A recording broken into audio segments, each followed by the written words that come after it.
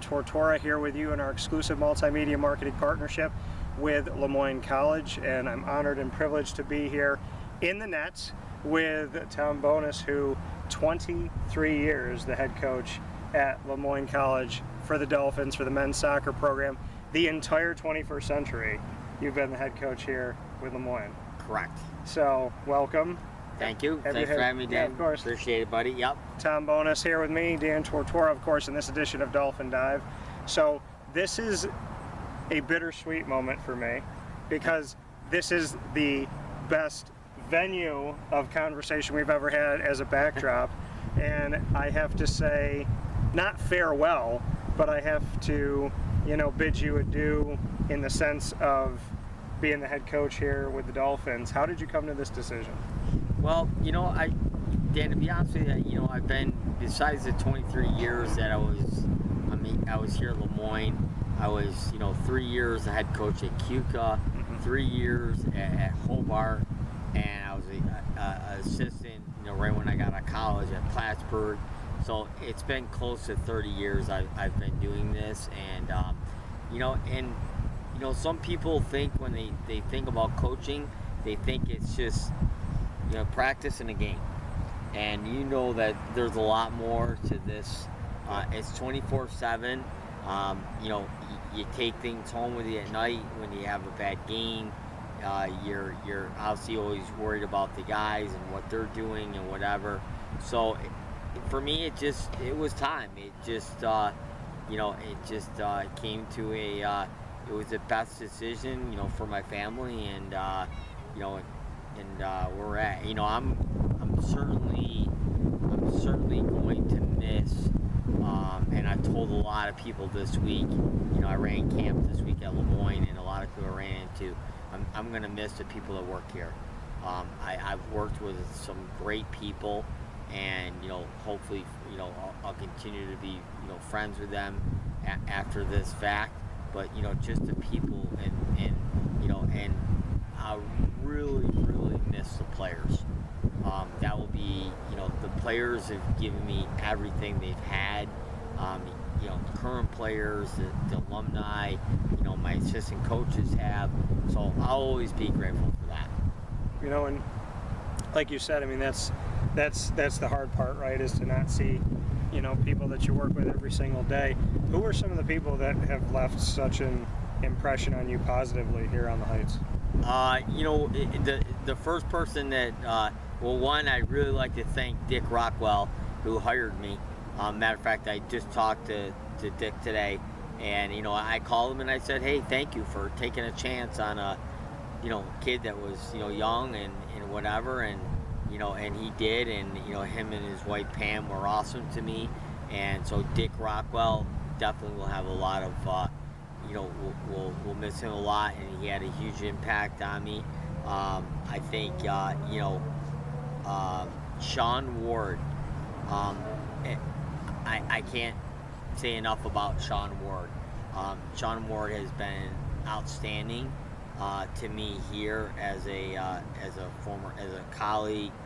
What he's done for the student athletes, and not only worrying about them, on the field but off the field, in terms of his academic role, and then and also me and Sean had a good relationship because I had his son Brian, who on my club team, so we had developed a good relationship, and I wanted Brian to come here to LeMoyne, but he chose Bucknell instead. So, but yeah, so I have a great, I will really miss the Ward family. And when we look at 3 decades of being a coach and 23 years here, we'll start with the overall. What advice would you give to a coach today in soccer, in athletics, collegiately, that you learned over the past 3 decades? Well, the first thing I would say is, with soccer in itself is it's just the recruiting has changed so much. And let me give you an example. When I first started coaching and I was recruiting, I could go to like 4 or 5 different events, and I could see everyone. there's this club, there's this club, there's this event, there's this event. So so the recruiting has become a lot more where you're pretty much doing it all the time and trying to stay on top of all the recruits. So, that's one thing.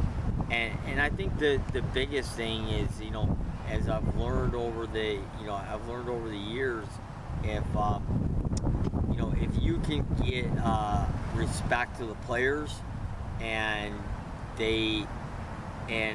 no matter what, players want discipline. They may say they don't, whatever. They want discipline, and they want to be in a program that has discipline. And I think we've done a good job of that. Here in my other places that I've coached.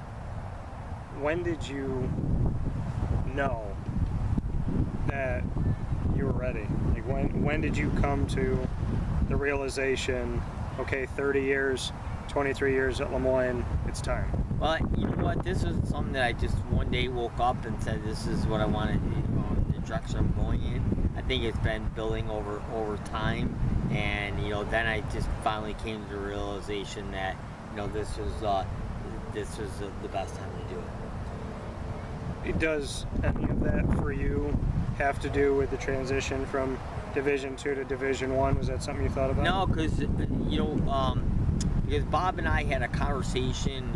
Bob Beretta had a conversation right after the announcements made D1, and he asked me how I felt about it. And I said, listen, Bob, to be honest with you, like, I'm disappointed because I feel that we would have had a very, very good team in the fall, and probably one of my best teams that we've ever had here, and a chance to win a national championship. But I understand that this is the school's decision, D1, whatever. I'm bored. So I jumped into it right away.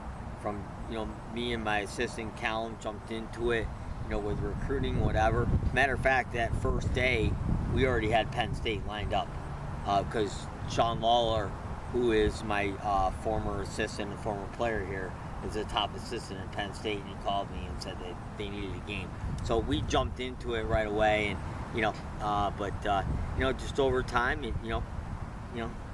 the ball kept spinning, and and I was thinking about it all along. And you said, it's obviously not one day that it hits you or one moment. Yep.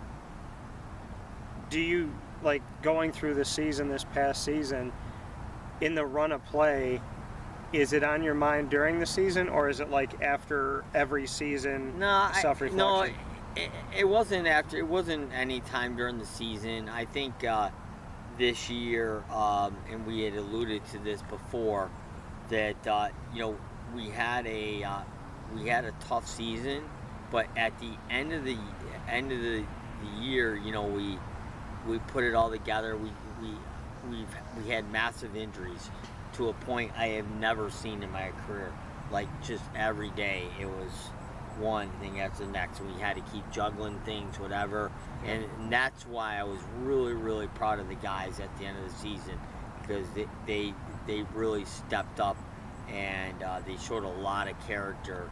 And to be fair to them, we had some really good results during the year.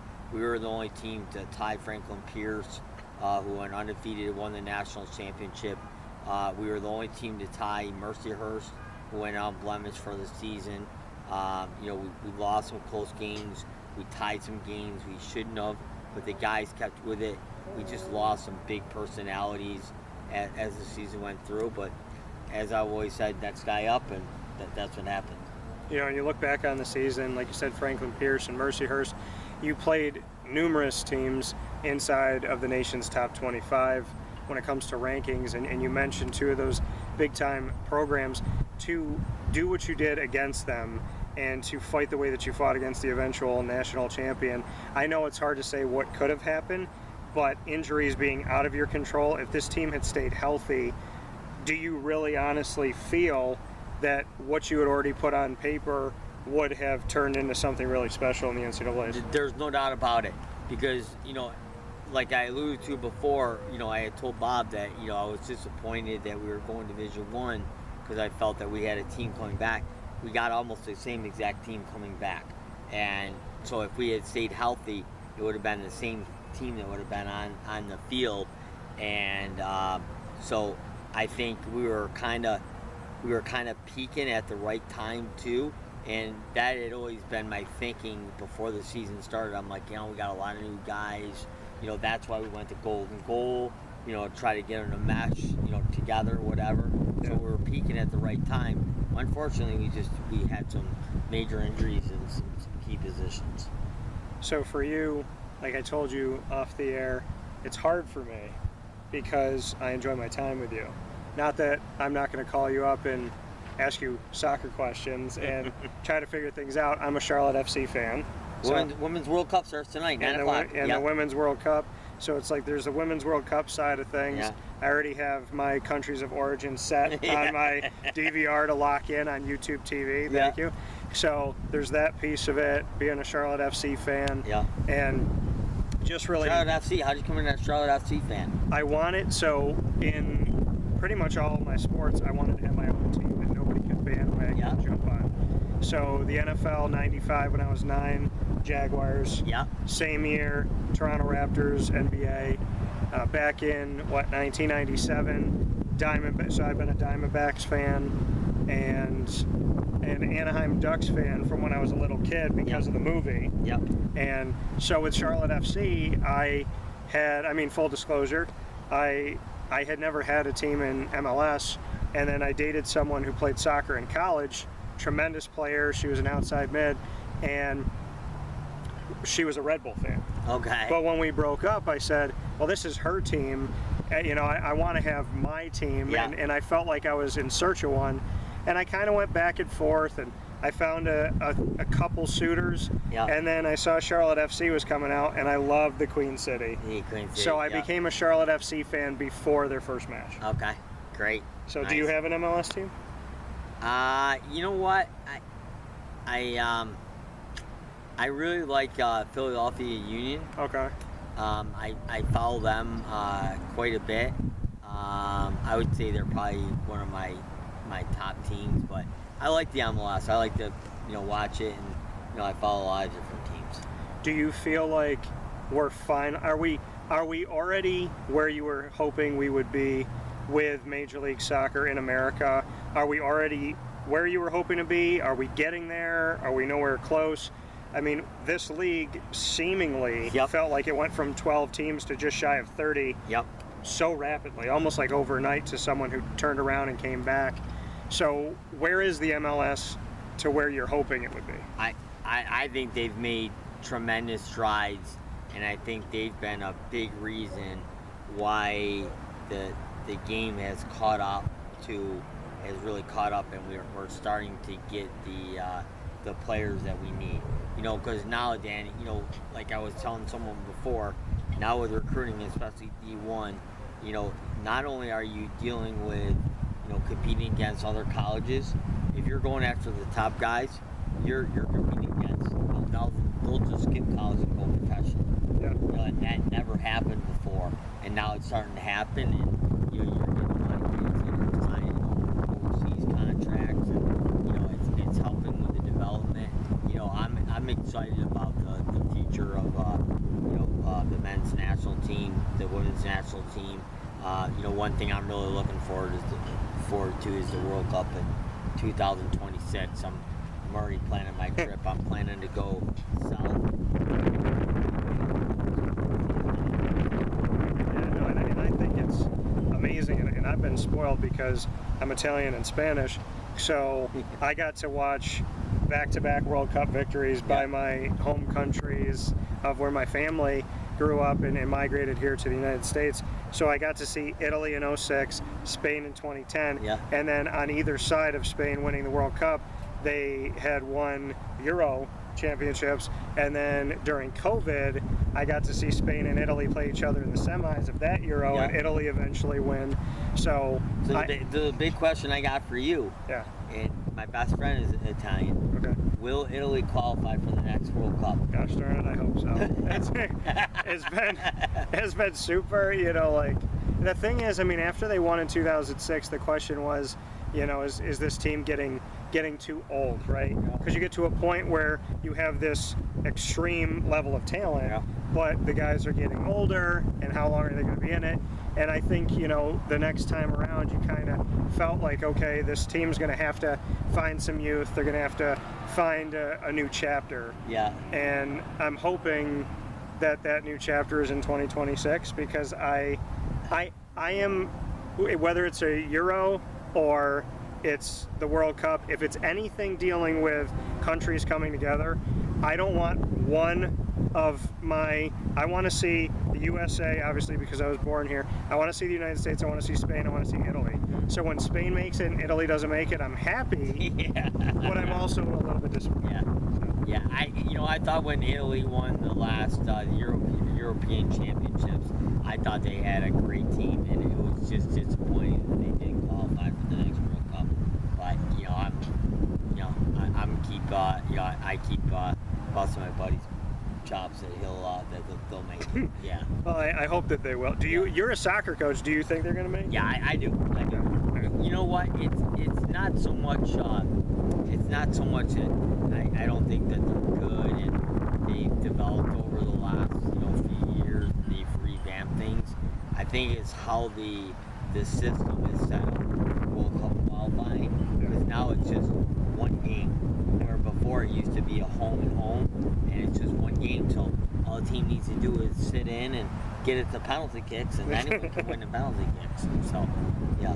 Let's go to the women's one, since it's going on right now in Yep. 2023. Who are your favorites to win the Women's World Cup? The USA, I'd say the other ones have got to be England. Okay. It's got to be there. I'd say the Dutch, Netherlands, after the USA has gotten the second game, they got to be up there. Germany's always good. And then, what I'm excited about this tournament, I think you'll see a team that maybe has never competed before. Some country will come out of the blue and hopefully make a run.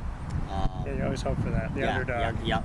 So good. I'm excited to be able to watch some World Cup here. What I find interesting, and maybe you can second me on this, being a soccer coach and loving the game and having it be a part of your life, almost forever, right? Yeah. The question becomes, as we're getting closer to the World Cup, it's always like, are the men going to qualify? Are the men going to qualify? Are the men going to qualify? And then here's the women's team that has won more world championships in the World Cup than any other country. Right. So you have the United States women's national team has won more than any other nation on the planet. Right. But there's so many people don't know that because they're worried about the men. Yeah. What can we do to change that people don't know that our women's national team in the United States of America is historically the best country in the World Cup? Well, I think soccer fans across the states know that.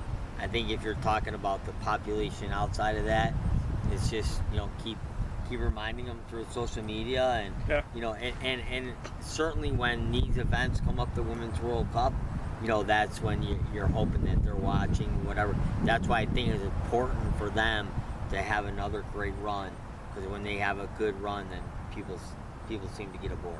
They pay attention. Yep. So Callum Donnelly, Yep. you mentioned him here. He's going to be coming up on the Dolphin Dive right after this episode with Tom Bonus. I'd love to get your thoughts on why. Now there's a couple chapters here because you chose him multiple times. Yep. You chose him as a student athlete. Yep. To come from Weber International. Correct. You chose him as a grad assistant. Yep. You chose him as an assistant coach. Yes. Why did you choose him 3 times? One, I hope I don't get emotional here. I think the world of Callum, and Callum, not only for me, he bleeds the program. He loves the program. He loves everything about it. And when I got the position open for the GA, it just happened that Callum was working in Albany at the time. And so him and I started talking. I'm like, God, if I can make this work and get him aboard, he will be great. One, he's really into the game. He's really into the program. So then when I got him as a GA, it was a no-brainer after that. That I made him my assistant coach. And then when I decided to retire,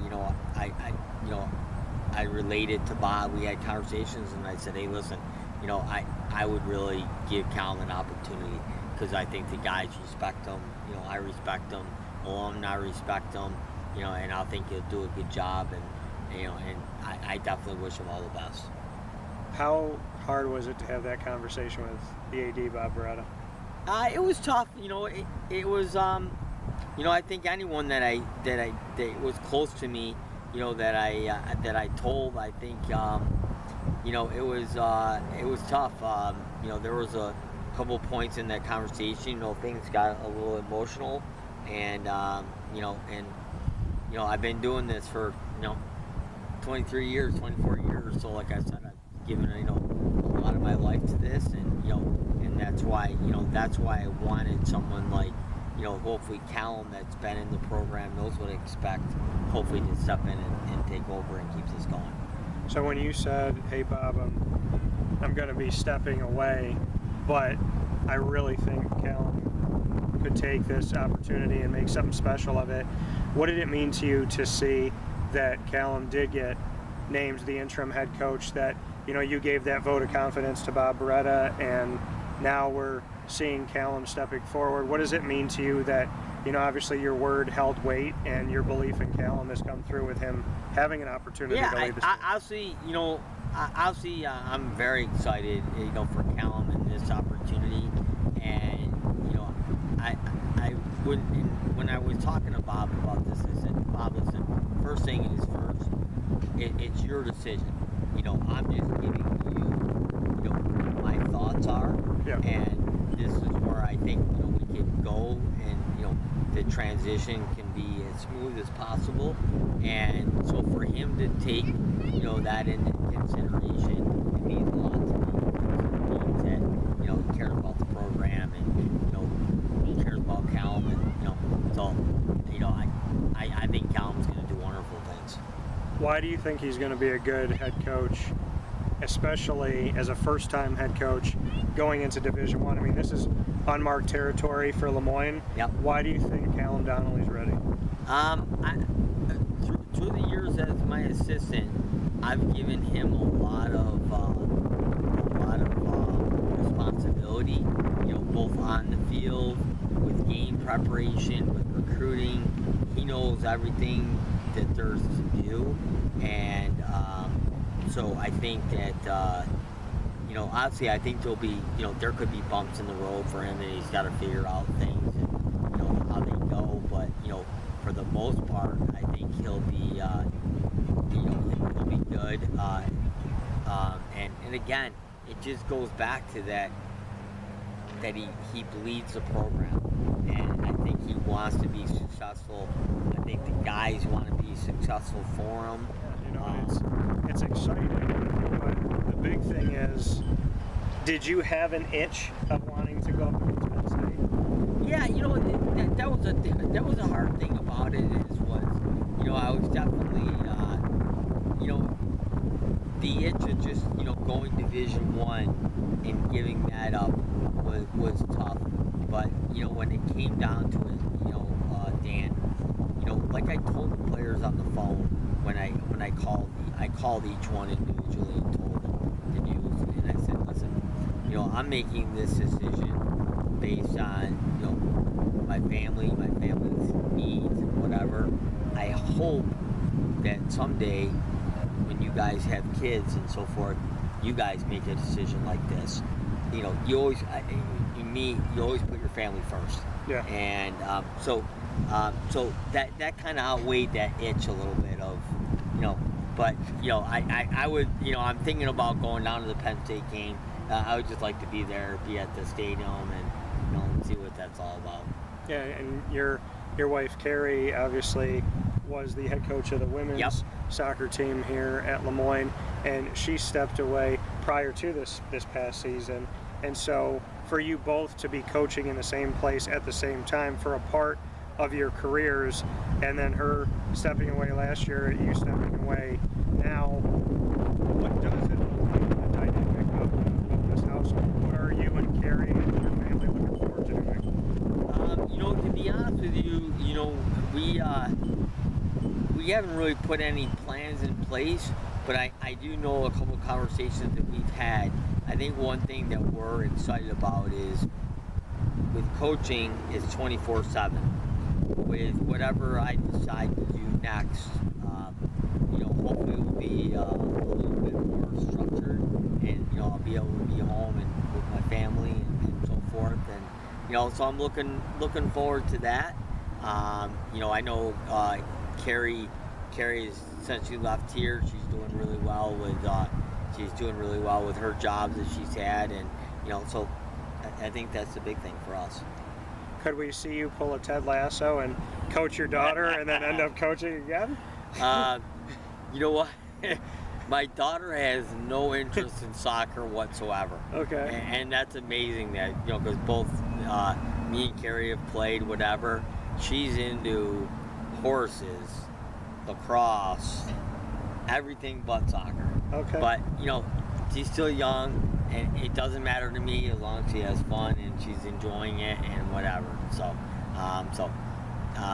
you know, maybe, you know, she's doing cheerleading. I can't see myself being a cheerleader coach or anything like that. Okay. So, before I let you go, here at Tom Bonus on Dolphin Dive with Wake Up Call with Dan Tortora and our exclusive multimedia marketing partnership with LeMoyne. Do you have a favorite moment or two when you made the decision to step away? Do you have kind of flashback moments? you mean in my career? Your career. Yeah, there's obviously a lot. You know, I think the one thing that a lot of people allude to is like, you know, what is your best moment on the field? And you know, and I've got a couple, and I'll share those. But I think the one thing for me that really makes my day is when I'm hearing from alumnus that, you know, maybe just had a baby, or, you know, something happened in their family, they just got a new job, and I can say, hey, listen, you know, hopefully I impacted that, you know, and so, you know, that means a lot to me, and I'll definitely look forward to that as, you know, guys keep me in touch. It's just been overwhelming the last month, you know, hearing from, you know, everyone and all the guys, and then, you know, I as far as on the field, I think, you know, I would have to put the time we went to the Final Four. I'd have to put that moment down. That team just got inducted into the Hall of Fame this year. So I don't know if technically I'm supposed to put that on the air yet, because I think it hasn't been publicized, but they're going to go, and they deserve it. They were a good team, and, you know, I'll look forward to seeing that team come back and inducted in the Hall of Fame. And then, God, we got, I think the other one that really, it was the time we won the NE10 championship, the regular season championship. Yeah. We were at our, we had a team party after, because it was the end of the year, and we had a team senior dinner. So we were watching, we needed AIC to at least tie or beat Adelphi, and we won the regular season title. Well, Adelphi was up like 3-1, and we all thought it was a done deal. They were going to win it. Yeah. Then all of a sudden, AIC scored. Then all of a sudden they scored again, and it was 3-3. And some of the guys had already left. Some of them were there. We were watching their phones, and it ended up, I think AIC won or they tied, but we ended up winning the championship, and that was an exciting time. I believe, you can correct me if I'm wrong, 18 of your 23 seasons were winning seasons. I believe it was. Well, or was it more than? it was 18 of the 23. We had more than 10 wins. Yeah, in the more than season. 10 wins in the season. Yeah. So maybe that's what we've I'm thinking. only had, I've had 22 out of our 23 have been winning seasons. And it's the 18. We had one season that didn't go too well for us, but we had. You made history upon history, Yep. and so the 18 of 23, because I believe I was going through your history and writing an article about it, and I was like, you did so much, because you and I met in the last few years. You did so much here, and then we look at where you've been in other places, and Cayuga, I believe you gave them their best season. Yep. And I mean, to see 18 of 23 seasons, at least 10 wins, to, like you said, Final Four, to win an NE10 championship. Right. There's so many accomplishments that you've had, but you're good. So, but 18, we're gonna let it run. We're gonna be like Conan O'Brien, let it go. He's a busy man. Yeah. But yeah, I mean, to have all of this success over all this time, but like you said, it's about the phone calls of the jobs and starting families and getting married and all of that stuff. What to you is your legacy? Like, how does Tom Bonus live on forever at LeMoyne and beyond? Like, I know you're not a guy who sits here and talks about your ego, and I'm not asking for that, but how do we continue to see you in the fabric of what's been built here as they move to Division I? Well, I just hope that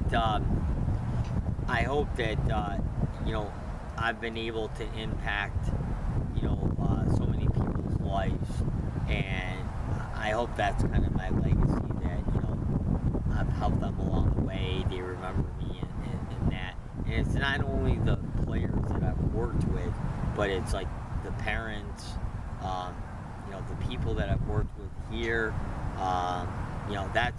That's what I'm hoping for, more than he had 18 out of 23 10-digit win seasons. I just hope I've been able to impact people's lives from a positive standpoint.